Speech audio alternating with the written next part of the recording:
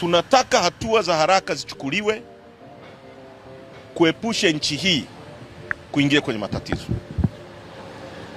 Hatua za haraka zichukuliwe za kuhakikisha walio uwa watu wanachukuliwa hatua, wasishifti blame. Watu walioagiza watu kupigwa risasi wachukuliwe hatua. Chama chetu kifunguliwe, hizi kesi za kisiasa ziondolewe hapa, tufanye shughuli zetu za kisiasa, kwa sababu hatutaacha. Kwa hiyo kupita huko kusema sisi tuna uranium, sisi tuna bandari. Bandari gani? Bandari si wamekabidhiwa Waarabu hapa?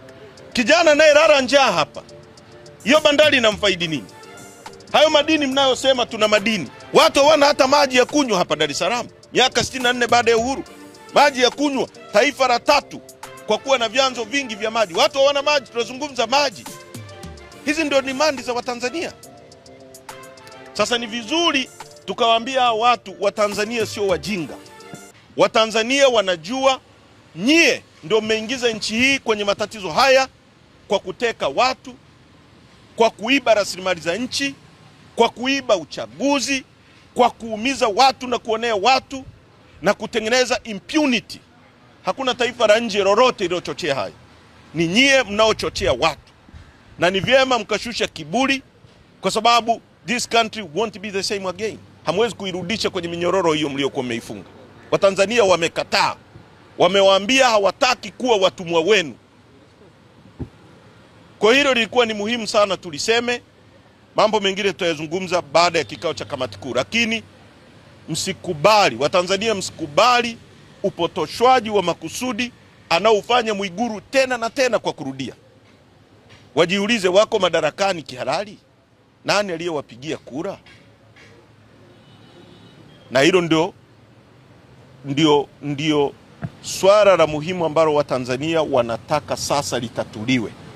Wapate nafasi ya wao kuamua nani awe kiongozi wao kwa kura zao.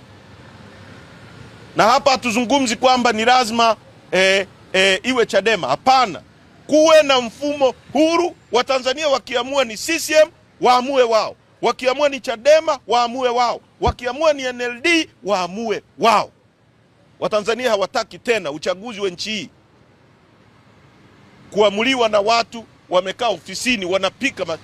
Hebu fikiria kama nchi nzima watumishi wa umma wameshirikishwa kufoji kinachoitwa matokeo.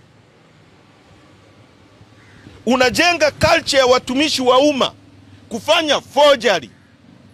Kesho huyo mwalimu anayesimamia chaki akikuambia chaki hazipo wakati zipo, utamdhibiti vipi? Wakati wewe umemfundisha kufoji matokeo ya kukufanya uwe rais, uwe mbunge, uwe diwani.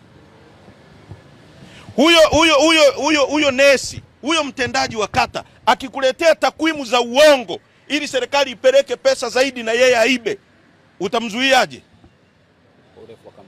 Kwa sababu mazingira mliosababisha nyie ndio mnajenga culture ya kufundisha watumishi wa umma kufanya forgery, kuiba na kukifanya hicho kitu kiwe halali, kitu ambacho sio halali. Kwa hiyo nimetaka niyaseme hayo. Asanteni sana kwa kunisikiliza.